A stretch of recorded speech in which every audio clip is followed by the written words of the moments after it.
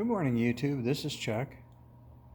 It's pretty early in the morning. The dog got me up. He's getting older now, and it's not uncommon for him to not be able to make it clear through the night without having to go outside and do his business. And so this morning he got me up a little after 3 and took him outside. And God love him. He's definitely housebroken. He has his faults, but that's not one of them. So quite often when that happens, I don't get back to sleep again. So I lay there for a little while, and eventually I get up and turn the coffee pot on, and that's kind of what happened this morning. So I thought I'd take a little time and try to make a video, and I haven't made a Bigfoot video in a while, and it's a very complicated subject, and it's difficult to kind of express it in little bite-sized portions. Now, when we talk about people, we talk about people in 3 categories. We have what we call non-believers, or sometimes in a nod to Harry Potter, we call them muggles. And we have people that are believers. And then we have a very small percentage of the people who are privileged enough to call themselves knowers. And I like to be able to call myself a knower. I've seen the forest people. I've had contact with them. I've had interaction with them on numerous occasions over the last 11 years. And if you're just watching this video now, and if you haven't watched my first 2 videos on the subject, this would be a good time to pause right now and back out of this video and go watch the other 2 and then come back. Because here I'm going to kind of pick up where I left off on the last one. Now, if you're wanting to develop a relationship of any kind with the forest people, the very first thing you have to do is accept the fact that they're there. The vast majority of the population goes through their life without having any idea that the forest people are here and that they're all around them. And if you don't get your head right, and if you don't open your mind to the fact that they could even be there, you'll never get anywhere. Once in a very, very great while, we hear stories about somebody that had a road crossing or one walked out from behind a tree and showed himself to them. And what generally happened there is that they were trying to get their attention for the longest time, and the people just absolutely didn't react to it. And so finally, in desperation, they basically showed themselves, said, hey, here we are real, pay attention.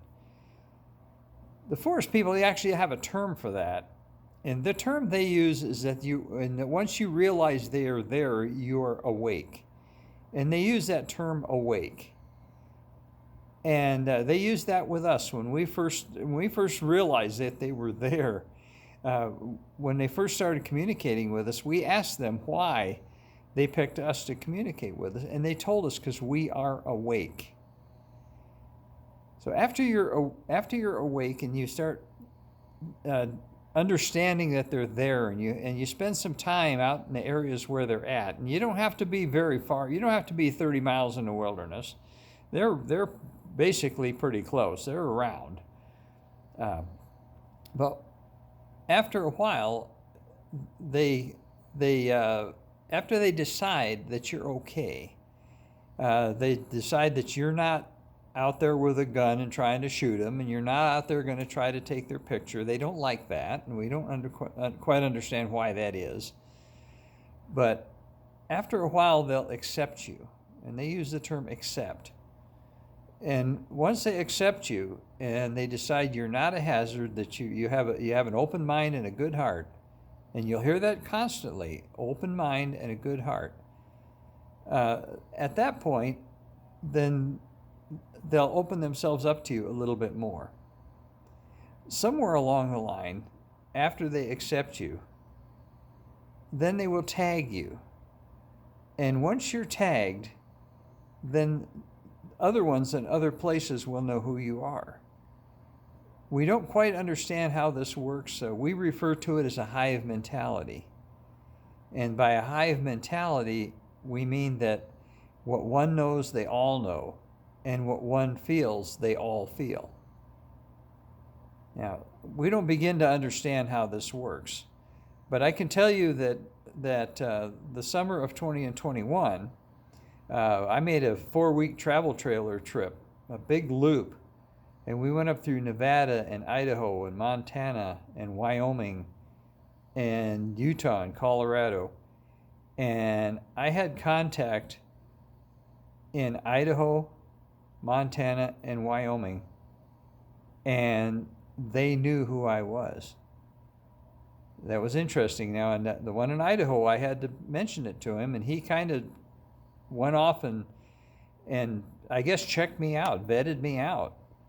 But when he came back the next evening, it was like he was my buddy. And his name was Grassick, and he was 44 years old. And that was up near Sandpoint, Idaho. So I know that works. We don't quite understand how the whole tagging business works. Eventually, when they get to know you well enough, they'll actually name you. They will give you a name. And I believe that's a great honor when they give you a name. I've been given a name. The name they gave me was Wista. And I asked what that meant in their language. And I was told that it means sage. And for them to give me a sage is a man of profound wisdom. And if they gave me that name, I consider that as a great honor. My partner Kevin, he was given the name of Hayata. And when we asked what that meant, they told us we had to find out. And we did a bit of research on it, and we found out that Hayata is a Navajo word. And it means searcher or scout or seeker. And that was pretty cool as well. So somewhere along the line, when they get to know you well enough and when they accept you, they will actually basically adopt you into a family, into their family. The family group that we deal with most often is about the location where they're at. It's about actually 50 miles by road, a lot shorter by air, but you can't go there.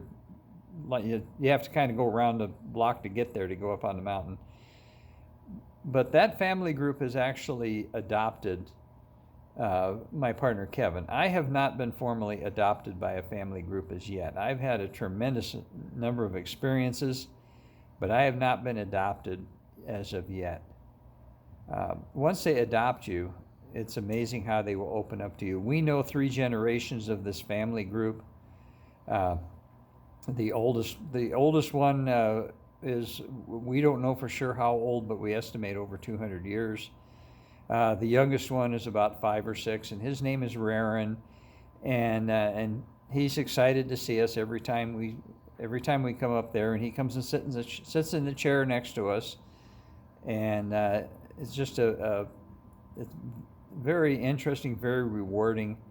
The forest people are very loving people. They're very spiritual people. I've said that before.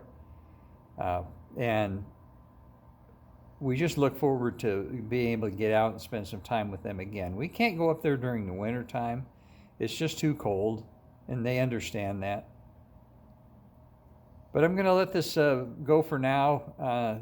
Another little tidbit of knowledge on the Bigfoot Sasquatch people. The Sasquatch is a anglicized version of a Salish Indian word, Sasquatch, which basically meant wild man. It's probably, I don't like the term Bigfoot. I've said that before. I think it's derogatory. But anyway, I think that's enough for now. We're coming up on 10 minutes. So I'm going to go ahead and try to get this uploaded. And as I always tell you, love each other. Understand that the Sasquatch people are real. And we'll catch you on the next one. So for now, I'll say peace out.